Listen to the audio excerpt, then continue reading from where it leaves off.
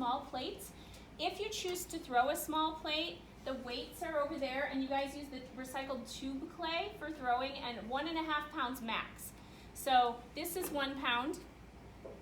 It has a nice little foot. I made that one. This one is like 1 1/4. No foot, but cool design with wax resist. And then this one is wax resist as well. And this one is about 1.5 pounds. So if you choose to throw it, just get your clay and your wood board, and I will help you throw. If you want to throw your plate, if you threw your cup, you might want to throw your plate, but you don't have to.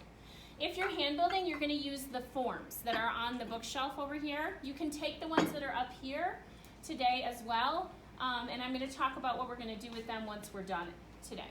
So all of these require slab of clay. So this bigger one, I would definitely measure 2 fingers down on the block, the block of clay, so that it can fit in the mold. Same for this mold. That makes a plate like this. You need to measure about 2 fingers down, and then you might also need to roll that clay out a little bit bigger.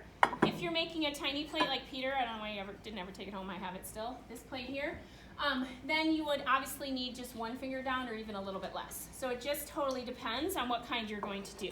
So we have bisque forms as well as plaster forms, okay? So for the bisque forms, they are just bisque fired plates that I bought a while ago, okay? And what you do is you would roll the slab out and then sandwich them between and let them get leather hard, okay?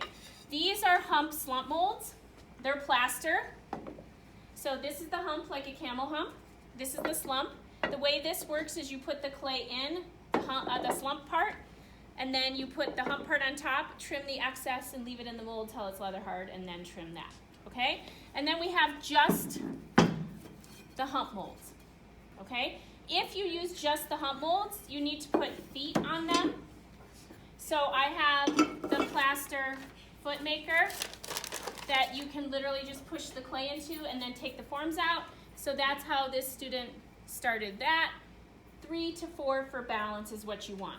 Okay, so the way this works is you would get your slab and roll that slab out, and like I said, you might need to roll it so it can fit the form, because this is too small. So you can get the big rolling pin and do it on the counter. We don't want to make it a lot thinner though, like the cups, because if you make it a lot thinner, then it's not going to, it's going to warp, get wobbly, okay? So I use the big rolling pin because the small one doesn't have as much pressure, and I just push away from me. If you stand up, you're going to stretch it better and more evenly. So for these forms, the plates, you will just take it and trace it, and then check out a needle tool. That's the best tool that you have. Check out your needle tool from my office. Please, I did this intentionally. I put a plastic bag with a clip on your table so this plate wouldn't just sit out. And put that in there at your table. You can do it at the end of class too, so it doesn't dry out, because it's really fresh clay and I don't want to recycle it. I recycled almost all 7th hour block yesterday. Then you would put this one here and this one on top. Press down gently. Now it won't be dry by the end of class, and I need these molds for later in the day, so this is what you're going to do today. Once you're done making your form, and this kid I'm going to have redo because he put on the counter before adding the feet and the edges are really rough. You can smooth it when it's leather hard, but this kid's redoing it. You would put this over here with your name, and he didn't do his class shape. You want to write your class shape on it too. Put this under it, and then like 5th or 6th hour, I will unwrap them and put them in your cabinet when they're leather hard, so other kids can use it. Do you remember when we made the turtle bowls and stuff? They would just come out of the bowl and stay. That doesn't work with the plates. If I take it out too fast, flop, right? So that's why at the end of class today, you'll put it over on the counter over there so that I'll let them get leather hard. Here's another cool way to make. I have 2 of these. They are wood, but the clay doesn't stick to the wood because it's unfinished wood. It doesn't have any polyurethane on it that makes it shiny. I only have 2 of these, okay? But the way these work are a little bit different. So you could cut out your basic shape or just put your slab. And what you do is you put it on the foam, and then you take the mold and you push down and you wiggle it, and that becomes the form. I'm not going to take it all the way off, but you can kind of see it. And then you'd put it by the fan. Now, obviously, those rims are not ready.